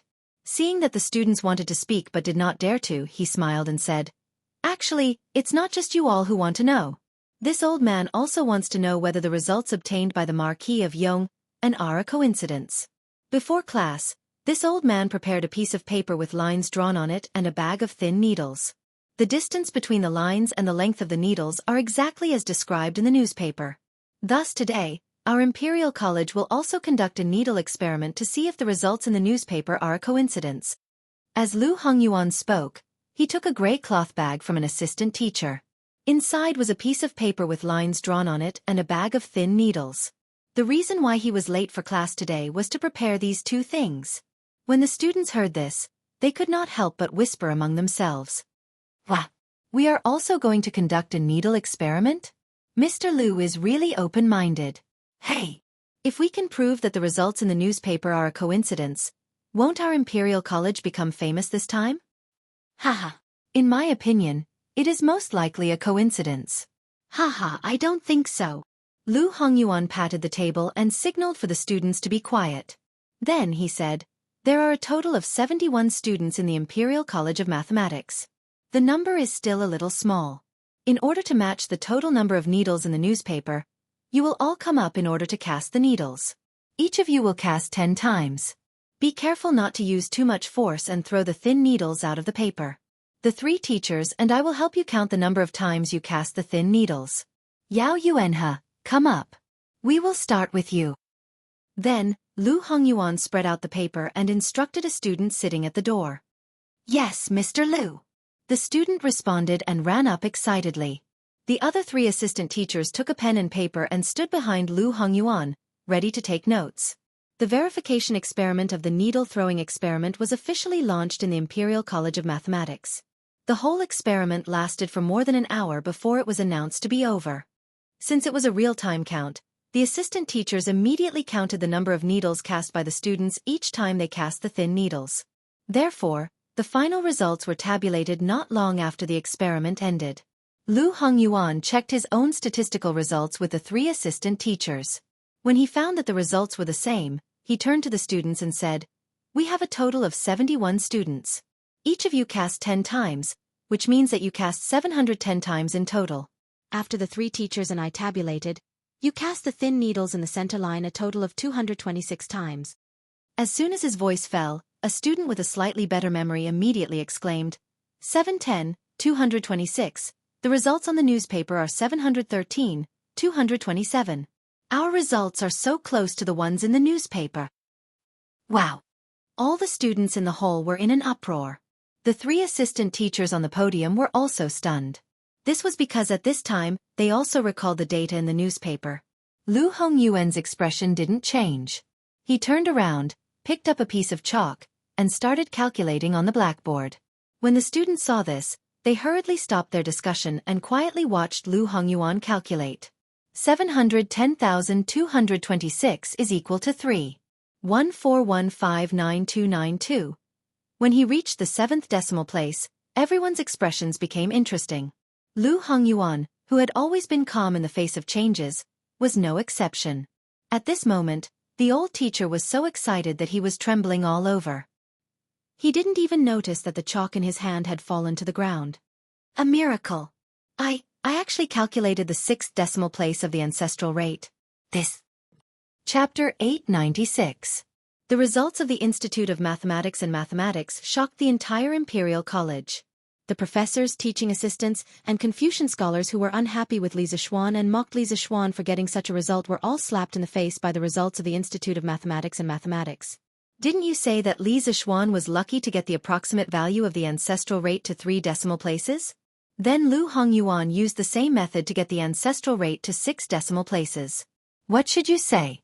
This could completely prove that Li Zixuan's calculation of the ancestral rate of the needle experiment was reasonable. Those who understood the key points were all scared silly. One of the biggest problems in the history of mathematics, ancestral rate, was actually able to get the approximate value through a simple needle game. The circle cutting technique was simply too weak in front of this. Perhaps if Zhu Chongji was alive, he would be shocked speechless for a long time after hearing such a seemingly absurd method of calculating ancestral rate. It was terrifying to think about. If even a needle could be used to calculate ancestral rate, then wouldn't it be true that Li Zixuan used a glass mirror to create a rainbow, double slit to create stripes, iron box to communicate, and water to create 2 gases? What kind of knowledge was engineering? How could it be so magical? At this moment, even the Confucian scholars who had been influenced by Confucianism for more than 10 years were a little shaken in their hearts. They felt that engineering seemed to be more advanced and useful than Confucianism. But they didn't dare and didn't want to say these thoughts out loud. Because they were the disciples of Confucianism, they were also the defenders of Confucianism, and they were also the beneficiaries of Confucianism. But just because the Confucian scholars didn't dare to say it, it didn't mean that the other students didn't dare to say it. In the Institute of Mathematics and Mathematics, as soon as class ended, Lu Hongyuan and the 3 teaching assistants stepped out of the classroom, and the students in the classroom immediately went into an uproar. Too magical. This experiment is too magical. Even with the circle-cutting technique, it is very difficult to accurately calculate the ancestral rate to 6 decimal places. But this simple needle experiment actually did it. Yes. At first, I thought that the results recorded on Datong Daily were a coincidence. But not only did we do it, but the results we obtained were even more accurate. How is this a coincidence? This means that Marquis Yong's method can really be used to calculate the ancestral rate. This is unbelievable. The Marquis of Yong is truly a genius. I've also read his new mathematics textbook, and the content is amazing. Now, with this needle experiment, his achievements in mathematics are something that we can never hope to achieve in our lifetime. I really don't understand how the Marquis of Yong connected Zhu LV to the needle-throwing experiment. The two are completely unrelated. Aye, that's true. I didn't even see a single circle from the beginning to the end of the experiment. I don't know how the ancestral rate could be obtained through this method. I don't get it. The other experiments recorded in the newspaper are also very interesting. The students of Yanhuang College are so lucky. I want to go to Yanhuang College to see what the globe in the newspaper looks like. I want to go too, Brother Yanghe. This break coincides with Yanhuang College's weekend. How about we go together? Haha. Let's go together. When the results of Lu Hongyuan's needle-throwing experiment were spread, it caused a huge commotion among the people. Li Zishuan's erudition and the magic of engineering once again refreshed people's understanding. Before Li Zishuan, who would have thought that a small game could solve one of the biggest problems in the history of mathematics? Who could create rainbows?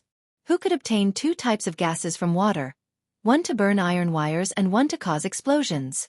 Li Zishuan, who had been quiet for more than half a month, once again created a big piece of news, pushing him, Yanhuang College, and engineering to the forefront of the storm once again. However, Li Zishuan had already expected this effect. The reason why he agreed to Ma Zhou's release of this news was because he wanted this effect. Confucianism had been developed for nearly 1,000 years and was deeply rooted in people's hearts. Wanting to shake its position was tantamount to a fool's dream. Li Zishuan also didn't want to shake the position of Confucianism in a short period of time. He wanted to let engineering appear in people's sight once in a while to make its presence known. As time passed, more and more people would naturally know about engineering. This was a process where dripping water could penetrate a stone. Li Zishuan wasn't very anxious. He was currently recruiting people for the Football Association. Until now, there were only 2 people in the Football Association, him and the bearded man. This wouldn't do. The Football Association was in charge of all the football competitions in Tang Dynasty, and the rewards and punishments for players. In the future, it would be necessary to set up a Football Association branch in various places. The number of people needed was far from what he and the bearded man could handle. Moreover, the bearded man was only temporarily helping the Football Association. This old fellow would have to run away after a year. First of all, we need to recruit scholars.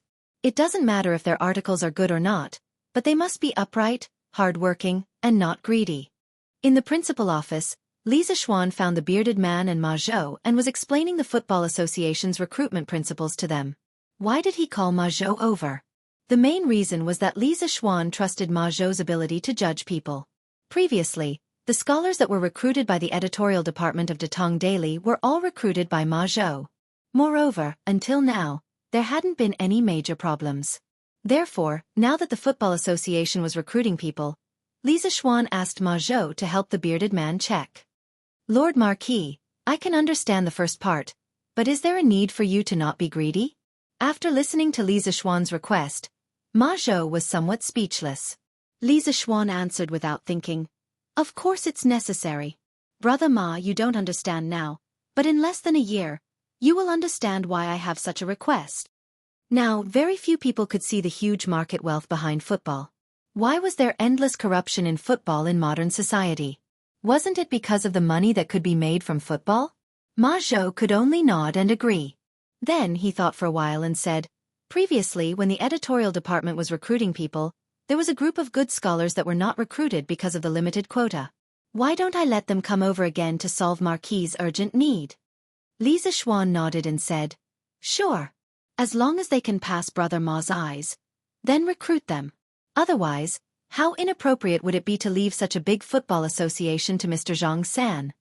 Being trusted by Li Zixuan so much, Ma Zhou suddenly felt a lot of pressure. He secretly thought to himself that he had to check again later. He couldn't let evil people sneak in and ruin Li Zixuan's big plans. The bearded man laughed and said, "Haha. Thank you for your understanding, Yamacho. Brother Ma, get them to come over as soon as possible. I've been so busy these 2 days that I don't have time to drink with old Wang Ji." When Li Zixuan and Ma Zhou heard this, they immediately laughed. Speaking of which, when these two drunkards got together, it could be said that they had met a bosom friend. Chapter 897. Brother Ma, after you recruit them, you must immediately organize them to undergo training on the rules of football and select a group of people with excellent training results to be their coaches. Let's first set up the headquarters of the Football Association, and then find a way to set up the Football Association in the various states of the Tang Empire. In the office, Li Zixuan continued. Ma Zhou nodded and said, "Marquis, don't worry. I understand what you mean." After that, he suddenly thought of something and smiled. "Oh right, Marquis, after the content of your class yesterday was spread by Datong Daily, it caused a huge reaction in Chang'an City. Especially your needle-throwing experiment. It is said that Dr. Liu from the Imperial College of Mathematics did it himself. He threw the needle 710 times and pressed the line 226 times. When the two are divided, it is equal to 3. 1% 1. 25 92. 92. It is even more accurate than the result you got last time." Li Zixuan was a little surprised. Density rate. This Dr. Liu actually got the density rate. Back then, Buffon proposed the needle-throwing experiment, and the Italian mathematician Lazzarini coincidentally used the needle-throwing experiment to get the density rate. Now, he proposed the needle-throwing experiment, and Dr. Liu got the density rate. It had to be said that history was always surprisingly similar. There were many coincidences in the unseen world. Oh, then this Dr. Liu is really lucky. Li Zixuan sighed with a calm expression. Ma Zhou continued excitedly. "Marquis, after Dr. Liu's result was spread, the scholars among the people were more convinced by the other content in the newspaper. Now, the reputation of our Yanhuang College will be even more prosperous." After Ma Zhou finished speaking, the bearded man looked at Li Zixuan thoughtfully. No one knew what he was thinking. "Marquis." At this moment, there was a knock on the door and Pang Feiji's voice. Ma Zhou and the bearded man looked at each other and found an excuse to leave. They understood that Pang Feiji did not come in directly but chose to knock on the door. It meant that he had something to talk to Li Zixuan alone. "Feiji, what's the matter?" After the bearded guest left with Ma Zhou, Pang Feiji walked in. Li Zixuan looked up at Brother Chicken and asked. Pang Feiji cupped his fists and said, "Marquis, I've received news that Feng Zhidai was conferred the position of Vice Minister of Guards by His Majesty during the morning court meeting. He was also given a mansion. It seems like he's really going to stay in Chang'an for a long time." Vice Captain of the Imperial Guard? Li Zixuan searched for relevant information in his mind and said softly, "It seems that he really is here to be a hostage." The guard office was one of the 9 temples. Northern Qi established the guard office, and the guard was renamed the Minister of the Guard Office or Minister of the Guard. The deputy was called the Vice Minister of the Guard. During the Sui and Tang dynasties, it became a non-official position. It was mainly in charge of the palace, ceremonies, and ceremonial ceremonies. It lasted until the Southern Song dynasty when it was incorporated into the Ministry of Works. Li Er gave Feng Zhidai such an easy job. Anyone with a little political brain could understand the deep meaning behind it. There's no need to pay attention to this person anymore. All we need to do is to take care of our own land. Li Zixuan recovered from his thoughts and said to Brother Chicken. Li Er was definitely not a stupid person. Li Zixuan believed that if he could think of something, Li Er would be able to think of it as well. Hence, he felt that there was no need to worry about it. Pang Feiji replied, "Yes, Marquis." Outside the palace. After the morning court meeting, Feng Zhidai came out of the palace. The guards who followed him to Chang'an quickly greeted him. "Second young master, are you all right?" The leader of the black-faced guards hurriedly asked. "Ha! What can happen to me? Amu, aren't you making a fuss over nothing?" Feng Zhidai chuckled disapprovingly.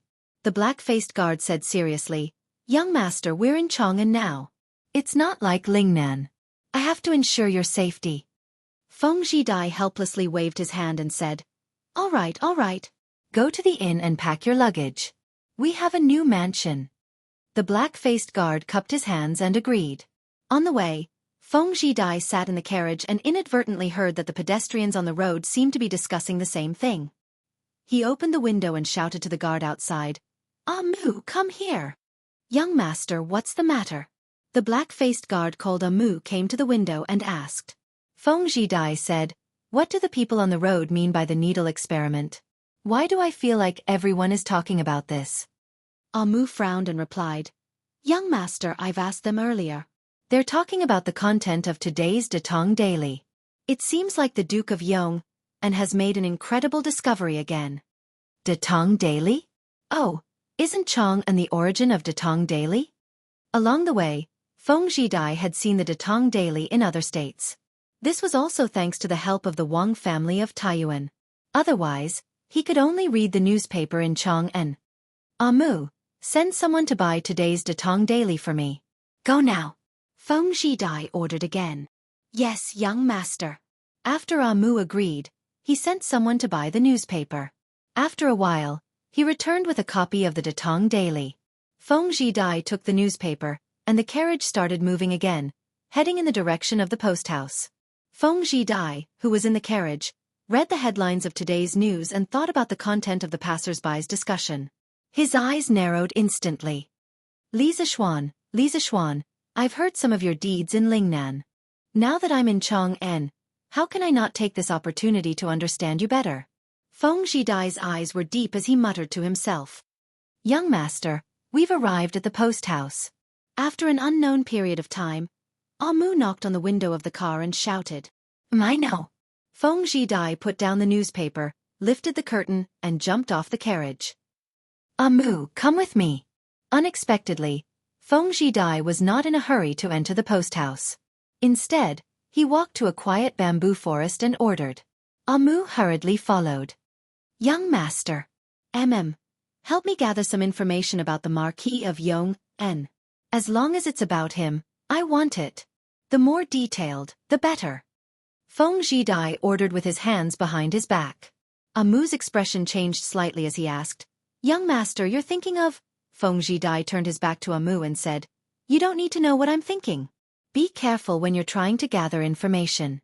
This is Chang'an, and His Majesty has many spies. Don't let anyone find out. Don't look for Li Zishuan's people to gather information about him. That will easily expose you, understand? Amu cupped his fists and said, I understand. Don't worry, young master. I won't cause you any trouble. Chapter 898. The mansion that Li Er gave to Feng Zhidai was located in Yongxing Square, which was in the east of the imperial city. Coincidentally, this mansion was right next to Wei Zheng's house. Feng Zhidai could be considered to be Wei Zheng's neighbor. Young master, old master has some old friends in Chang'an. When do you want to visit them? Feng Zhidai and the rest brought their luggage to the new mansion. After settling their luggage, Amu came over and asked. Feng Zhidai thought for a while and said, No need to go first. We need to be clear about our current status. Rashly making friends with the officials will only be disadvantageous to us. Furthermore, isn't there a ready-made one right next to this mansion? Amu, prepare the visiting card. We will visit Minister Wei in the afternoon. His current status was a hostage. As a hostage, if he frequently visited the officials, wouldn't he be looking for trouble? Furthermore, this would also expose his father's connections in Chang'an. If Li Er knew, wouldn't he be even more suspicious of his father? Young master is wise. Young master, the royal prince is here. He is waiting for you in the main hall. This afternoon, Li Zishuan had just woken up from his afternoon nap when he heard Xianxia whispering to him. I'll be right there. Li Zishuan shook his groggy head and replied. After a while. Prince, you are here? How have you been? Li Zishuan came to the main hall and saw Li Xiaogong drinking tea. He smiled and greeted him. Li Xiaogong put down his teacup and pointed at Li Zishuan. He said unhappily, You brat, if this prince didn't take the initiative to look for you, you would have already forgotten about your current position, right? Since ancient times, there was probably only one official who was as lazy as Li Zixuan, to the point that his superior had to personally come and look for him. Hee. How could that be? Prince, you are wronging me. I just want you to rest in the mansion for a few more days. After all, you have been out at sea for almost half a year. Li Zixuan walked to the seat next to him and sat down, grinning as he passed the buck.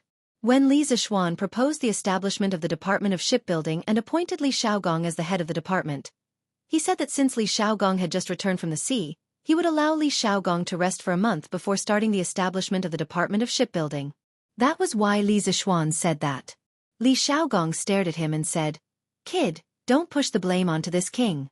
It's true that this king has been out at sea for months, but do you really want this king to rest at home for a month? I'm not that delicate." Heh, he really didn't know how to appreciate good intentions.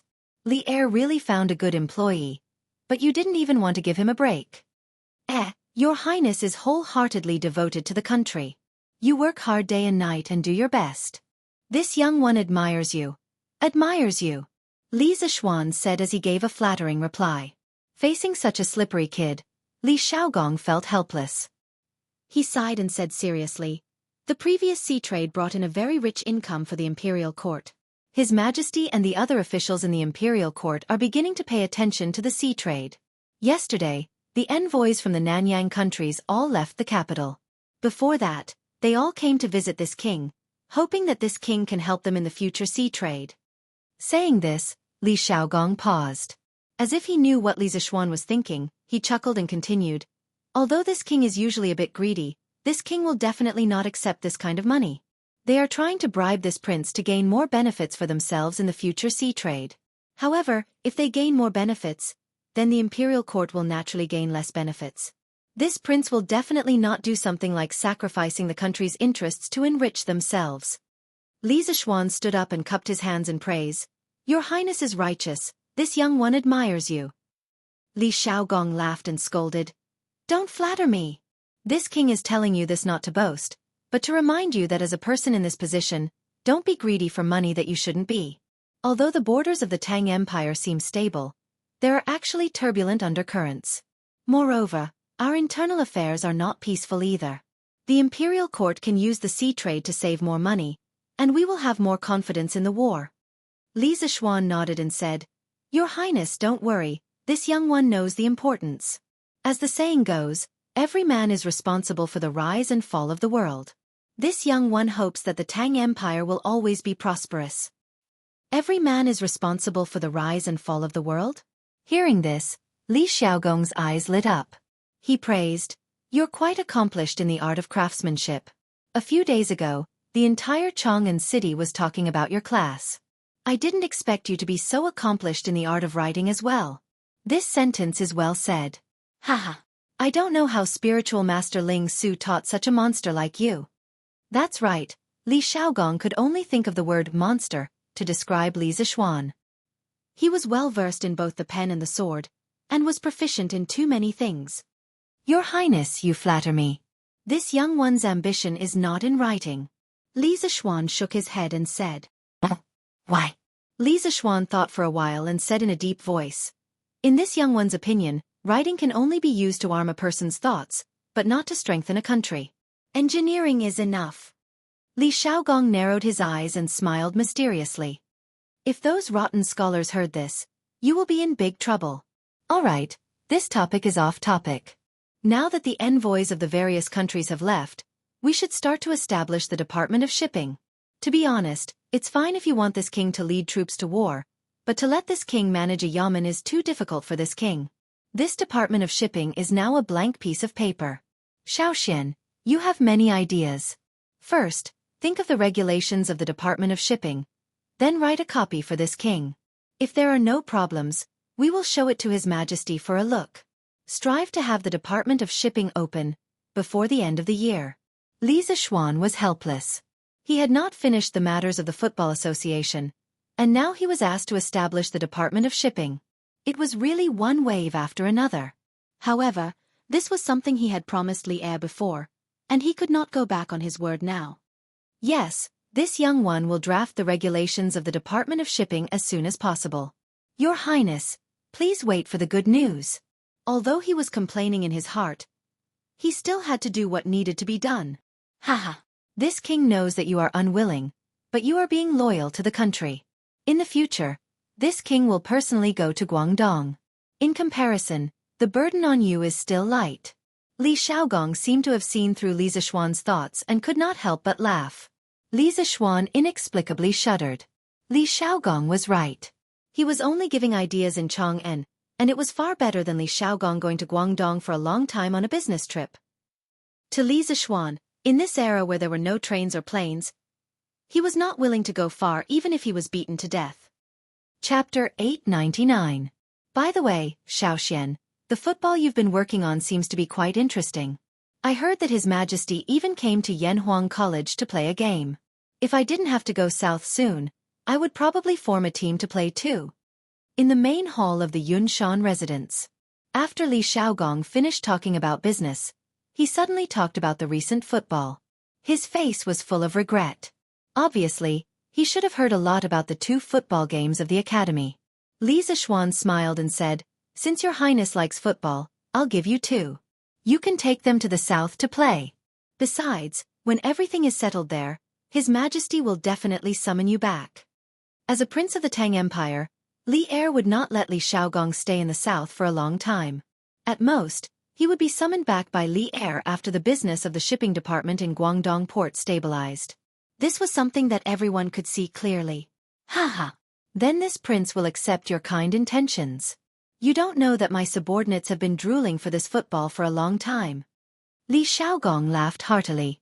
He had an expression of disrespect, which made Li Zishuan feel that he had been deceived. When Li Zishuan first started to make football, he just wanted to play with it for himself. He did not intend to mass-produce and sell it because there was no stable rubber supply at that time. The rubber in his hands was used up little by little. Later, after reaching a trade agreement with Zhenla and Piao, Li Zishuan had rubber supply. In addition, Li Zishuan also intended to promote football. Li Er then established the Football Association and decided to mass-produce football and promote it to the whole Tang Empire. Therefore, football now was not as precious as it was in the beginning. Li Tai had already asked for football from him. Cheng Chimo, Li Chengqian, and Iron Egg also got football as they wished. They did not have to wait until the top 3 in the monthly exam to get football. Seeing Li Zishuan's gloomy face, Li Xiaogong stood up and smiled. Haha, okay, you should hurry up with the shipping department. I won't disturb you anymore.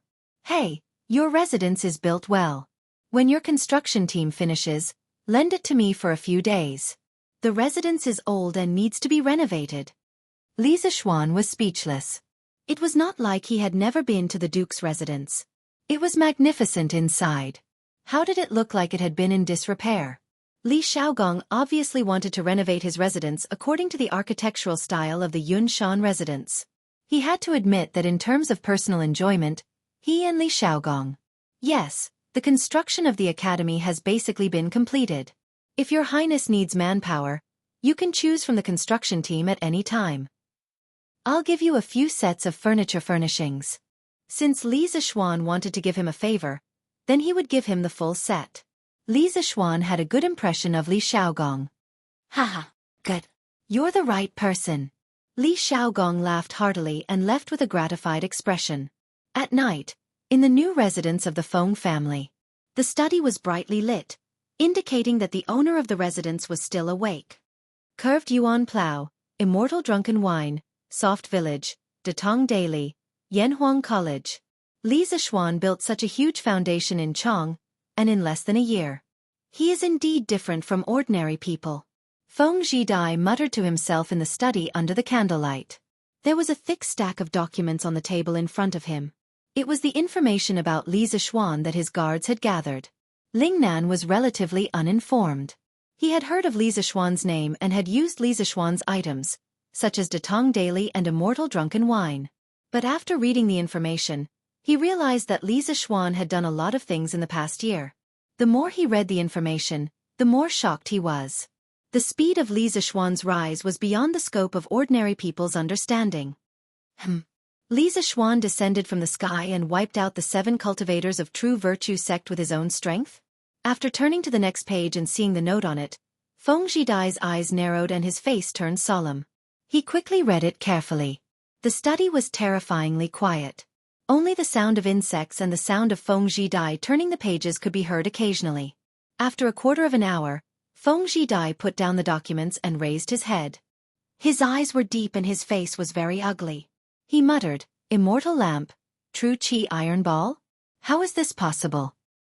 "Amu. Young master." Feng Jidai was in a daze for a while. Then, he called Amu and asked in a deep voice, "Do these immortal lamp and true Qi iron ball really exist?" Amu bowed and replied, "Young master, these immortal lamps do exist. During the Mid-Autumn Festival, the Marquis of Yong and brought his wife and sat on the immortal lamp to tour around Chang'an City. Countless people saw it. As for the true Qi iron ball, it was only passed down from the imperial court. As for whether it is real or not, this subordinate has no way of knowing. There really is a divine object that can take people to the sky." Feng Jidai's face showed a trace of disbelief. Suddenly, he seemed to have thought of something and asked anxiously, "How many of these true Qi iron balls does Li Zixuan have?" Amu was stunned and then replied, "According to the Marquis of Yong'an, there is only one true Qi iron ball. His master, spiritual master Ling Su, poured all his strength into it before he passed away." Feng Jidai's face turned ugly. Nonsense. This young master has never heard of true Qi that can be stored for a long time. Li Zixuan must be lying. Seeing that Feng Jidai didn't believe him, Amu added, "Young master, this subordinate heard that on the night the 7 cultivators sect was destroyed, many people saw flames soaring to the sky from the northeast of Chang'an City. There was also a loud sound of thunder. A few days later, some villagers went up the mountain to check and found that the entire mountain peak had turned into ashes. If the Marquis of Yong and didn't use the true Qi iron ball, this subordinate really can't think of any weapon that could have such terrifying power." Hearing this, Feng Jidai couldn't help but become absent-minded. Flames? Thunder? How could such a divine method be in the hands of a mortal? After a while, he came back to his senses and ordered, "Amu, find an opportunity to send a message to my father. Tell him not to move. He can't be defeated." After saying this, a trace of loneliness suddenly appeared on his face.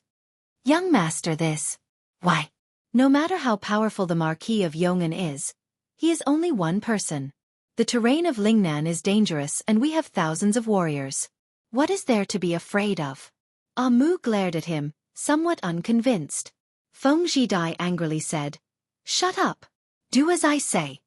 Seeing that the usually gentle Feng Jidai was angry, Amu didn't dare to say anything else. He quickly cupped his fists and replied, "Yes, young master." Chapter 900. The reason why the imperial court isn't willing to easily send troops to Lingnan is because of the steep terrain and dense forests. As long as our men hide in the forest, they can rely on their familiarity with the terrain to make it impossible for others to find them. If the imperial court insists on sending troops to Lingnan, it will definitely consume a lot of money and soldiers. At that time, the northern Turks won't let go of the Great Tang. This is also the main reason why the imperial court has always ignored the conflicts between the various tribal chiefs of Lingnan. But now, the imperial court is in control of the immortal lamp, as well as weapons of mass destruction similar to the true Qi iron balls in Li Zixuan's hands. The imperial court can send an army to destroy any place in Lingnan from the air at any time. If we dare to make any moves, we will very likely become the next 7 cultivators of true virtue and be annihilated overnight. Thus, Lingnan can't be touched and the imperial court can't be an enemy. Inform father to end the conflict with Prince Tan as soon as possible and stop testing the imperial court's patience. The Great Tang's current strength is not something a trifling Lingnan can provoke." In the study of the Feng residence, Feng Jidai was silent for a while before speaking. The Prince Tan he spoke of was a tribal chief in the western part of Guangdong during the Sui and Tang dynasties. He was active in the northwestern part of Gaozhou and the northeastern part of Huazhou. He was a tribal chief on the same level as Feng Ang in Gaoliang. In the first year of Zhengguan, due to the issue of territory in the northern part of Gaozhou, the Lingnan tribal chief Feng Ang and Prince Tan repeatedly attacked each other and did not enter the imperial court for a long time. The various prefectures reported that Feng Ang was plotting rebellion dozens of times. Only then did Li Er become suspicious and decide to send troops. In the study, after hearing Feng Jidai's analysis, Amu's face was full of shock. The fate of the 7 cultivators sect was right before his eyes, so he had to believe that what Feng Zhidai said was very likely to happen. At that time, the imperial court would send a group of divine soldiers to descend from the sky on the back of the celestial lamp and throw some of them down. Li Zishuan was able to destroy the 7 cultivators sect with 2 Grandmaster realm experts by himself. If the imperial court's army could imitate Li Zishuan's method of attack, it would be too terrifying. Thinking of this, Amu's back couldn't help but be covered in a layer of cold sweat. Young master's foresight is truly admirable. Amu bowed and cupped his fists. Feng Zhidai nodded. After a long while, he sighed softly and said, "Go." Based on the current strength of the imperial court, we are definitely not their match, so we cannot act rashly. Find a chance to pass the news to my father as soon as possible. The situation in Lingnan must be stabilized as soon as possible. Yes. In the blink of an eye, 3 days had passed. In these 3 days, in addition to the increasingly heated discussion about Li Zishuan's engineering enlightenment class, the influence of football had further expanded and had begun to affect the states and counties near Chong'an. As of now, there were more than 100 teams registered with the FIFA, including 11 states and counties including Chong'an. As Datong Daily gradually spread the news of football to remote areas, it was believed that more and more teams would come to sign up. Of course, how many teams would still exist after a year was another matter. After all, when the league ranking tournament was held in March next year, only 20 teams could enter League 1, 30 teams could enter League 2, and the rest could only be regarded as amateur teams. They would face the situation of no prize money and no sponsorship. It was worth mentioning that Cheng Chumo also formed a team, but his team was mostly playful because the players were all second-generation Chong, and rich second-generation like Yuchi Baolin, Wang Meng, Sun Zifan, Zhang Sun Chong, and even Li Tai. In fact, Li Tai himself also wanted to select a group of guards to form a professional football team, but his identity was too special. If he formed a team and no one dared to play against him, then it would be bad. Therefore, he and Li Chengqian consciously did not form their own team, but only played in Cheng Chumo's team occasionally. On this day, Li Zishuan was working in the office of the academy. Previously, Li Xiaogong had asked him to draft the structure and management regulations of the Department of Shipping, and now it was basically in the final stage. It was strange to say that this guy's work efficiency was highest only in the academy, and he was too lazy to move at home. This was one of the reasons why he always liked to work in the principal's office in Guanghua Building. As for the Department of Shipping, its function was somewhat similar to the modern customs. Therefore, Li Zishuan divided the Department of Shipping into 4 departments according to the structure of the customs and the current situation of the Tang Empire. The General Department, the Inspection Department, the Tax Department, and the Inspection Department. The General Department was jointly led by the left and right secretaries of the General Department. The Inspection Department had a General Supervisor and 2 Deputy Supervisors, who were mainly responsible for investigating the smuggling of goods or goods that were prohibited by sea. For example, the Tang Empire's curved plows, cement, celestial lamps, weapons, and other things that contained a certain amount of technical content and were extremely beneficial to the people or the army. These goods were definitely not to be sold to other countries. The Tax Department had a General Supervisor and 2 Deputy Supervisors, who were mainly responsible for collecting taxes on sea trade goods. Of course, these goods included both imported and exported goods. As for the tax rate, it was different for different goods, but overall the difference was not too big. Excluding the tax, the merchants were still very profitable. As for the Inspection Department, it was mainly responsible for supervising the daily behavior of all the officials in the Department of Shipping and whether they were honest or not. It was directly responsible to the left and right secretaries of the Department of Shipping, which was a bit similar to the modern Commission for Discipline Inspection. In addition to building the framework of the Department of Shipping, Li Zishuan also sorted out some details, such as the list of prohibited goods, the import and export tax rate of various goods, and so on. He wrote down a voluminous 70 to 80,000 words, which was enough to fill a short story. "Yamacho, Mr. Su is looking for you, he." At this moment, Emojong pushed the door open and came in. Mr. Su reported, and then he hesitated to speak. "What's the matter?" Li Zishuan asked casually, and then put down the pencil, tidied up the regulations of the Department of Shipping he had just finished, and put it in a file bag made of craft paper. His current office was becoming more and more like a modern office, and basically had everything.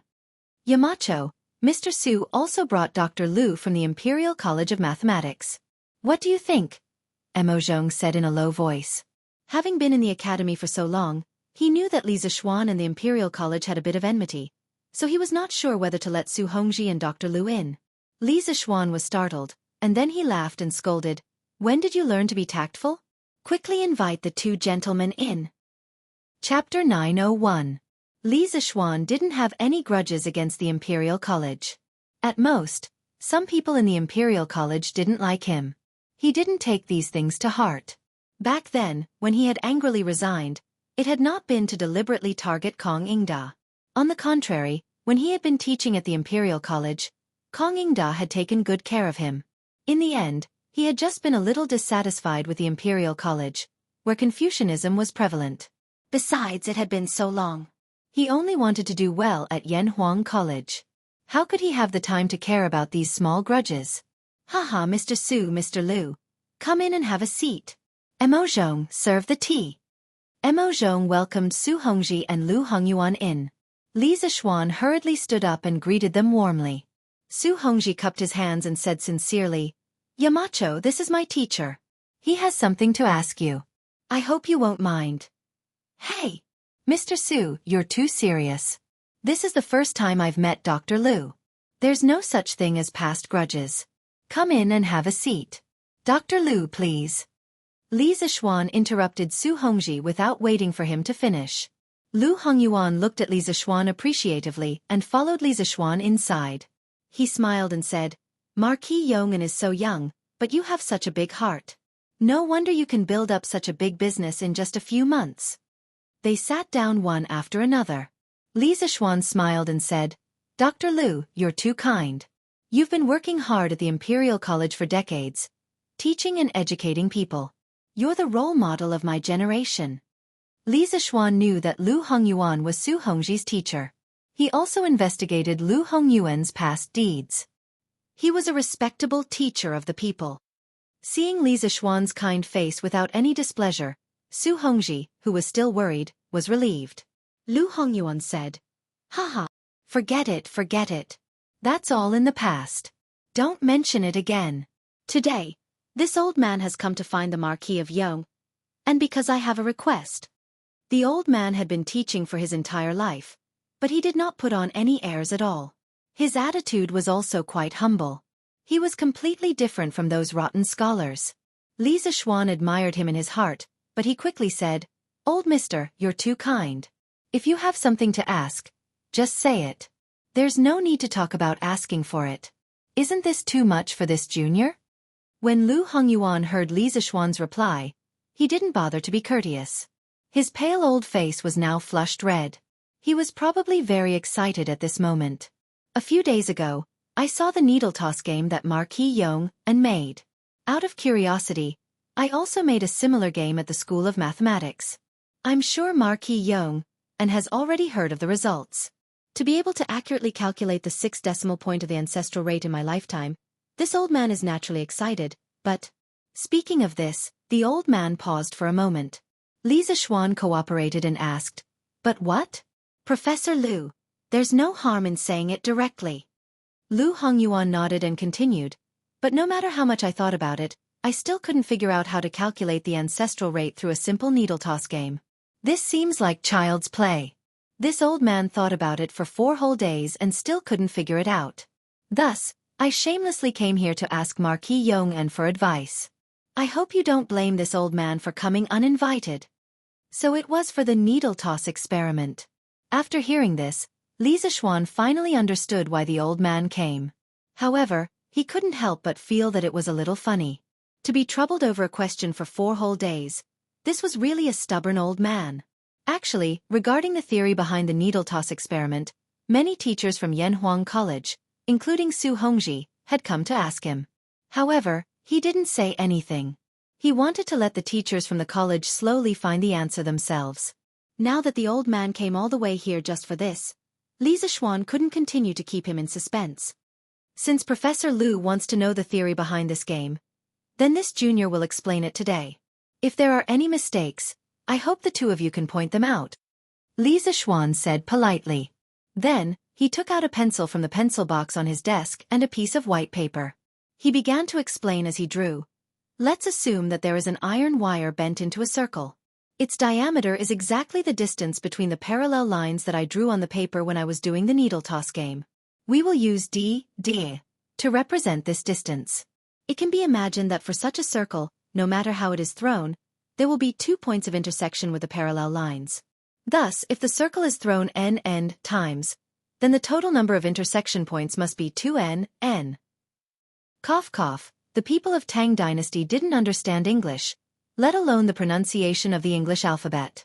Thus, when Li Zixuan set the unknown variables, he used Hanyu pinyin to read it so that others wouldn't understand. To make it easier to read, there will be no additional labels for the letters. Lu Hongyuan and Su Hongji both nodded thoughtfully. Both of them had learned Li Zixuan's new mathematics and had read about equations in the textbooks, so they could understand Li Zixuan's method of setting the unknown variables. Li Zixuan continued, "Let's now imagine that the circle is straightened, then the length of the iron wire is pi d. Oh right, I usually like to use pi to represent the ancestral rate." After the circle was straightened, the situation of such an iron wire intersecting with parallel lines when it was thrown down was obviously more complicated than that of a circle. There might be 4 points of intersection, 3 points of intersection, 2 points of intersection, 1 point of intersection, or even no intersection at all. Since the length of a circle and a straight line are both pi d, according to the principle of equal opportunity, when they are thrown a large number of times and are equal, the total number of intersection points between the two in a set of parallel lines is approximately the same. That is to say, when a wire of length pi d is thrown n times, the total number of intersection points between the wire and a set of parallel lines should be approximately 2n. Now let's talk about the case of the iron wire length L. When the number of throws n increases, the total number of intersection points of the iron wire with the parallel lines, m, should be proportional to the length L. Thus, m equals kl, where k is the coefficient of proportionality.